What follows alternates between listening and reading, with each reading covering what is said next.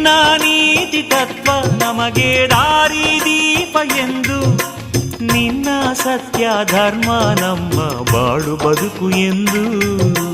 ಗುಡ್ಡ ಬೆಟ್ಟವೆಲ್ಲ ತಿರುಗಿ ಒಡ್ಡ ಗುಡ್ಡರೊಡನೆ ಬೆರೆತು ದುಷ್ಟರನ್ನು ಬಗ್ಗು ಬಡಿದ ದುಂಡು ಮಾದೇವು.